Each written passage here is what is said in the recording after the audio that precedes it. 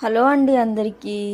మనకి ఇడ్లీలు సాఫ్ట్గా రావాలి అంటే, గట్టిగా ఉండకుండా మనకి ఇలా నోట్లో వేసుకుంటే కరిగిపోయేలాగా రావాలి అంటే ఇలా చేయండి. ఏంటంటే ఒక కప్పు మినపప్పు తీసుకుంటే కప్పున్నర వరకు మాత్రమే రవ్వ వేసుకోండి. ఇది తెలియని వాళ్ళకి మాత్రమే అండి, తెలిసిన వాళ్ళకి కాదు. ఎంతో సాఫ్ట్గా చూసారు కదా ఎంత మెత్తగా మంచిగా ఉన్నాయో. మనకి రవ్వ అనేది ఎక్కువ వేసుకుంటే అస్సలు బాగుండవు ఇడ్లీ అయితే. సో దీనికి కాంబినేషన్లో పల్లీ చట్నీ, మా సైడ్ మొత్తం పల్లీ చట్నీ చేసుకుంటాం. మేమైతే పల్లీ చట్నీ మాత్రమే తింటాం. సో ఈ కాంబినేషన్లో మీరు కూడా తింటే కనుక కామెంట్ చేయండి. ఒకవేళ ఇలా చేసుకోకపోతే డెఫినెట్గా ట్రై చేయండి. ఎలా ఉందో కూడా కామెంట్ రూపంలో తెలియచేయండి. మరి ఇంకెందుకు ఆలస్యం, వీడియో నచ్చితే లైక్ చేయండి, షేర్ చేయండి, సబ్స్క్రైబ్ చేసుకోవడం అస్సలు మర్చిపోకండి. ఇంకా మరిన్ని ఇలాంటి విలేజ్ కంటెంట్ వీడియోస్ కోసం నేను పెట్టగానే మీకు నోటిఫికేషన్ రావడం కోసం సబ్స్క్రైబ్ చేసుకోవడం అస్సలు మర్చిపోకండి. సపోర్ట్ చేయండి.